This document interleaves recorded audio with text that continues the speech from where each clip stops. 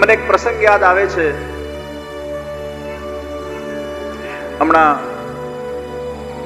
આ વર્ષે હું જ્યારે કેનેડા ગયો ત્યારે એક જગ્યાએ મારી પધરામણી હતી. એક વર્ષ પહેલા કાળી ચૌદસ ના દિવસે એમનું એક્સિડન્ટ થયું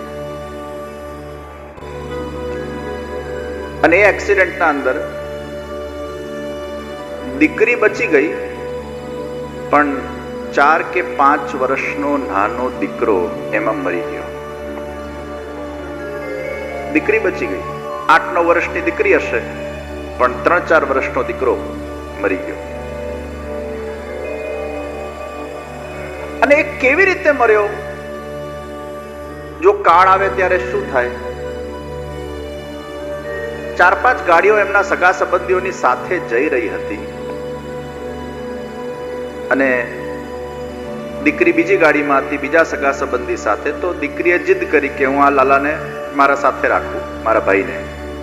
એટલે માતા પિતા જુદી ગાડીમાં અને એમના પરિવારજનો સાથે આ દીકરી હતી, અને દીકરીએ જીદ કરી કે ના, આને મારા સાથે રાખું. પછી અધવચ્ચે માને પેલા નાના ટેણિયાની યાદ આવી. માં સ્વભાવ છે, માતૃ સ્વભાવ છે. એને એમ થયું કે ના, મારો નાનો મારા પાસે વધારે સેફ છે મારા સગા સંબંધી કરતા. એટલે ગાડીનો આખો કાફલો 4-5 ગાડી સાથે જ હતી, એને ઊભી રાખી અને પોતાના પાસે બાળકને લઈ લીધું. અને એમની જ ગાડીનું એક્સિડન્ટ થયું. પોતે બચી ગયા, બાળક મરી ગયું. એટલો બધો એને વસવસો થયો કે મારી શું મતિ મારી ગઈ કે મેં મારા બાળકને મારી ગાડીમાં બોલાવ્યું. અગર એ સગા સંબંધીની ગાડીમાં હોતે તો બચી ગયો હોતે, જેમ મારી દીકરી બચી ગઈ. મારી શું મતિ મારી ગઈ કે મેને એ નિર્ણય लिया. બસ આ એના મનમાં ઘર કરી ગયું. ભયંકર ડિપ્રેશનમાં, એમાંથી બહાર જ ન નીકળી શકે. પછી એમના એક સગાએ મને ખાસ વિનંતી કરી કે આપ એમના ઘરે કેનેડા પધાર્યા છો તો પધરામણી કરો, થોડુંક એમને શાંતિ મળે, થોડુંક એમને આપ સમજાવો કે life has to move on, we have to move forward in the life. ભલે it was a big tragedy incident, a painful incident, but still we have to move on with the life. પછી એમના ત્યાં મારી પધરામણી થઈ. એમના ઘરે હું ગયો. એમના હસબન્ડ પણ હતા, બેન પણ હતા, પેલી દીકરી પણ હતી. અને પેલા દીકરાના ચિત્રને પોતાના ગોદમાં લઈને બેઠા હતા. હજી તો હું સોફા પર બેઠો અને બેને કીધું, જે આને ખોડામાં લો તો જરા. એટલે પેલા ચિત્રને, જે દીકરો ચિત્રમાં હતો, એને મેં મારા ખોડામાં બેસાડ્યો. 10-15 મિનિટ તો મારા ખોડામાં રહ્યો અને સતત એ જ બાળકની વાત અને એ જ પુનરાવર્તન. અને એમની દિનચર્યા એવી થઈ ગઈ હતી કે બંનેને સાથે બેસાડે, દીકરીને અને પેલા ચિત્રને. એટલે બંને જમવા બેસે ને, એટલે દીકરીની એક થાળી કરે, પાછું પેલું ચિત્ર સામે પણ એક થાળી મૂકે. એમનો એવો ભાવ કે આ પણ જમે છે સાથે. અને આ રીતે જેમ આપણે ઠાકોરજીને ભોગ ધરીએ, એમ દીકરાને પણ આ રીતે ભોગ ધરતી. પછી મેં એમને ખૂબ સમજાવ્યા. મેં એમને કીધું, નિશ્ચિત તમારા સાથે જે થયું છે એ કોઈ માં ન ઈચ્છે કે એના સાથે થાય, પણ હવે હકીકત એ છે કે તમારા ત્યાં જે આ કોઈક જીવ આવ્યો હશે એ કોઈક સારો જીવ હતો. ઈશ્વરને જલ્દી એટલે બોલાવી લીધા કે ગયા જન્મના કોઈ નાના મોટા દોષોને ભોગવવા એ ભૂતલ પર આવ્યો હશે. 2-4 વર્ષ ભગવાન એને જિંદગી આપી. ગયા જન્મમાં મોક્ષ નતો મળ્યો, આ જન્મમાં મળવાનો હશે. એટલે ભગવાને કીધું, ભાઈ 2-4 વર્ષ આંટો મારી આવો, હું તને જલ્દી પાછો ઉપર બોલાવી લઈશ. એ 3-4 વર્ષ ભોગવવા આવ્યો, કારણ કે વધારે જો એને સમય ને વધારે આયુષ્ય મળે તો વળી પાછા કર્મના બંધનમાં ફસાઈ જાય, પાછા એ જ મોહ માયામાં ફસાઈ જાય, નવા કર્મોનું બંધન થઈ જાય, પાછું એને કદાચ મોક્ષમાં વાર લાગે. એટલે મેં એમને સમજાવ્યા, આ કોઈ સારો પવિત્ર સાધકનો જીવ તમારા ત્યાં આવ્યો છે અને 3-4 વર્ષનો સંગાથ આપીને જતો રહ્યો છે. એ જ્યાં છે ને ત્યાં એ સુખી છે. હવે તમે આ ચિત્રને ચોક્કસ દિવાલ ઉપર લટકાવી દો, પણ એને ખોડા સુધી લાવવાની જરૂર નથી. હવે ધીરે ધીરે એમાંથી બહાર નીકળો, એને યાદ કરીને સત્કર્મ કરો. અને એમ કરતા કરતા પછી ધીરે ધીરે એ બેન ડાયવર્ટ થવા લાગ્યા. ચિત્રકેતુ રાજાની હજારો પત્ની હતી અને એમને પુત્ર થતું નહોતું અને માણમાણેક પુત્ર થયું અને પેલી રાણીઓએ ઈર્ષામાં એને ઝેર આપીને મારી કાઢ્યા. માણ થયેલો પુત્ર એને ઝેર આપવામાં આવ્યું ને મરી ગયો. અને પછી ચિત્રકેતુ રાજાને અતિશય શોક થયો કે મારું જીવનને જીવવું નકામું છે. અને તે વખતે નારદજીએ પછી એ પુત્રને પ્રેત વિદ્યાના માધ્યમથી બોલાવ્યો અને જ્યારે એનો મેળાપ કરાવ્યો ત્યારે પેલા પુત્રએ કીધું, પિતાજી अब तुम्हें और मुझे कोई लेना देना नहीं है, मैं जहां हूं बहुत सुखी हूं और तुम भी जहां हो वहां सुखी रहो. પિતાજી બિચારા રડ કરતા તો એને થયું આને તો કઈ પડી જ નથી, આ તો એના રીતે સુખી થયેલો છે, હું શું કામ હવે આના પાછળ આટલું બધું રડીને મારો સમય બરબાદ કરું. એનામાં વિરક્તિ પેદા થઈ ગઈ. આ ચિત્રકેતુ રાજાનો પ્રસંગ છે. આ ચિત્રકેતુ રાજા એ વૃત્રાસુર બન્યા અને એ વૃત્રાસુર બનીને પછી ભગવાનની એ સુંદર સ્તુતિ એમને કરી અને પ્રભુ એમનો ઉદ્ધાર કર્યો. तो जिंदगी का कोई भरोसा नहीं और इसलिए जो समय हमें मिला है उसका हम भरपूर उपयोग करें. ક્યારે વિકેટ પડી જાય, બેટ્સમેન પણ જ્યારે ક્રિકેટમાં રમતો હોય ને એની કઈ ગેરંટી નથી ક્યારે આઉટ થશે. એક બોલ એના માટે કિંમતી છે. એક પણ બોલ પર આઉટ થઈ શકે છે. કયા બોલે આઉટ થશે એને ખબર નથી, પણ આઉટ થશે નક્કી છે. એમ આપણા જીવનનો કયો દાડો એ આપણી વિકેટ પાડીને જતું રહેશે એ આપણને ખબર નથી. અને એટલે જ શુકદેવજી મહારાજ રાજા પરીક્ષિતને કહે છે, મરણાસન પર બેઠેલા વ્યક્તિનું સૌથી પહેલું કર્તવ્ય શું છે? એ પ્રભુનું શ્રવણ કરવું, કીર્તન કરવું અને સ્મરણ કરવું. શ્રવણ, કીર્તન અને સ્મરણ. શ્રવણ કરવાથી ભગવાનનું મહાત્મ જ્ઞાન થાય છે અને એ મહાત્મ જ્ઞાનના માધ્યમથી ભગવાનમાં આપણી ભક્તિ અભિવૃદ્ધ બને છે. તમે કથાને શ્રવણ કરો એટલે એ લીલા ચરિત્રોને શ્રવણ કરતા કરતા ધીરે ધીરે પ્રભુમાં પ્રેમ પ્રગટ થાય. મહાત્મ જ્ઞાન વગર એ વ્યક્તિનું મહત્વ ન સમજાય અને મહાત્મ જ્ઞાન માટે શ્રવણમ. અને એટલે જ ભક્તિની શરૂઆત પણ શ્રવણમ. પહેલું શ્રવણ છે. કથા શ્રવણ, સત્સંગ શ્રવણ, પછી કોઈ પણ સત્સંગ હોય, સત્સંગની બહુ અહેમિયતતા છે. શ્રવણમ સ્વરૂપે જ્ઞાતે શ્રવણમ ભવતિ, લીલાયામ જ્ઞાતાયામ સ્મરણમ ભવતિ. ભગવાનના લીલાનું સ્મરણ છે અને ભગવાનના ગુણોનું ગાન એ કીર્તન છે.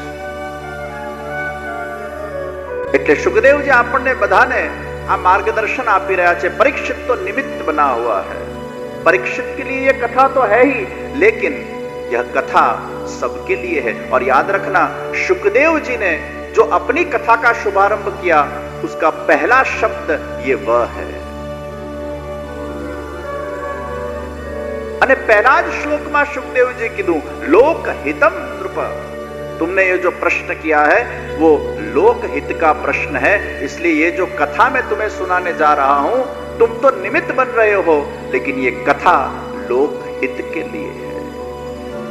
ये प्रश्न केवल तुम्हारा ही नहीं है, ये सबका होना चाहिए कि हमारे जीवन का श्रेष्ठ कर्तव्य वो क्या है।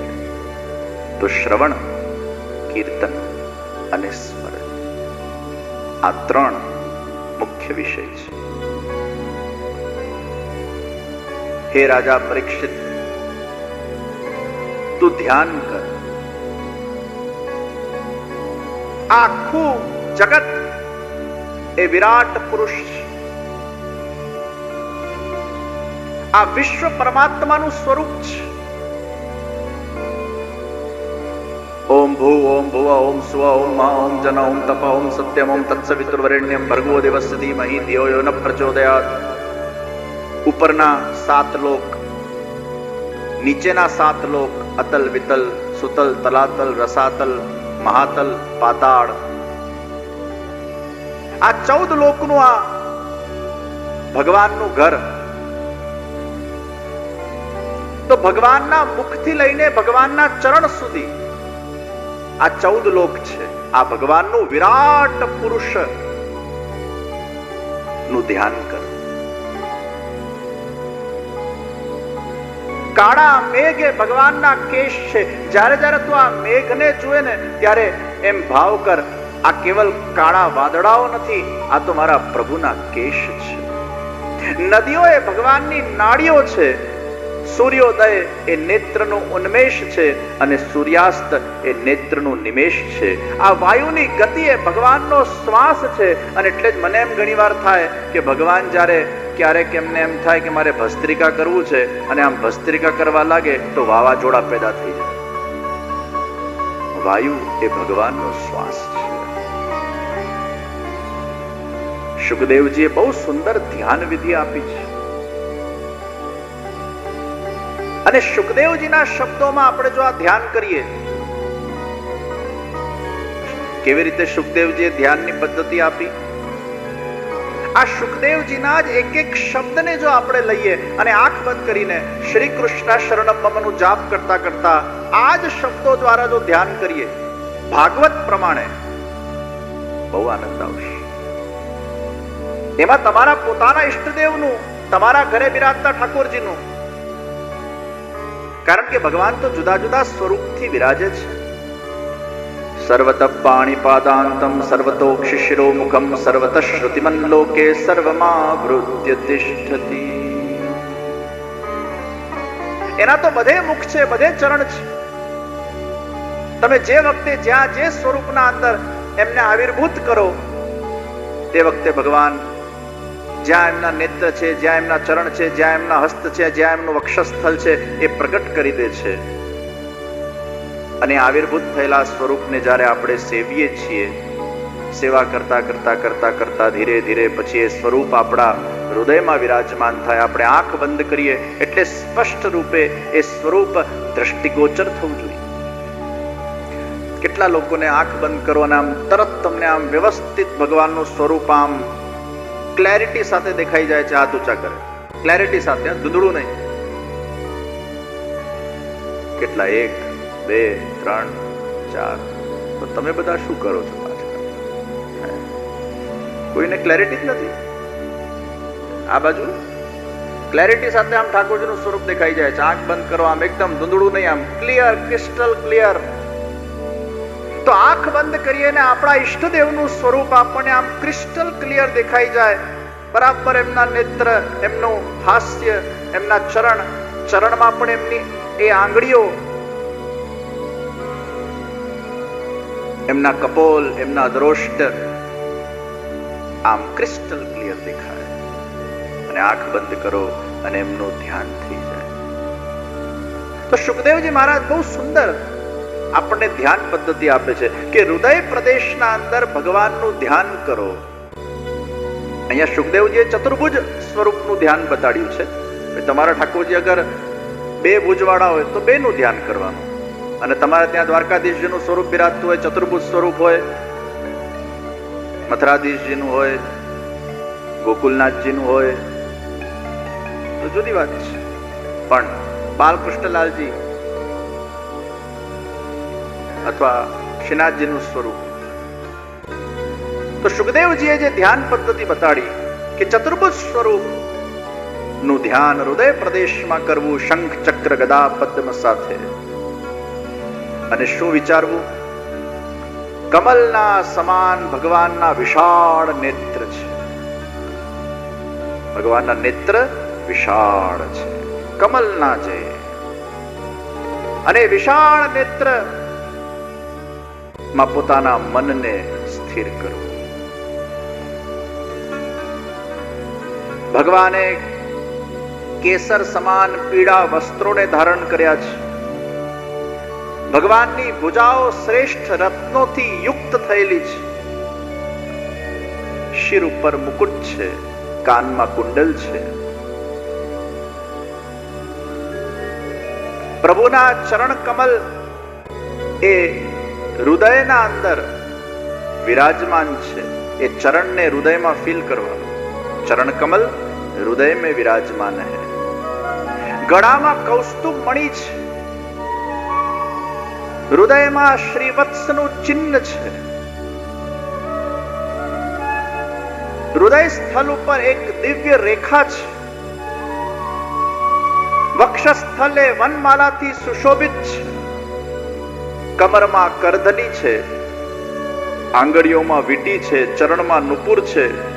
વાળની લટ પછી રૂખી નહીં, ચીકણી છે. વાળની લટ પણ એકદમ ચીકણી. સુખદેવજી વર્ણન કરે છે, चिकनी बाल की लट है, वो घुंघराले बाल की लट.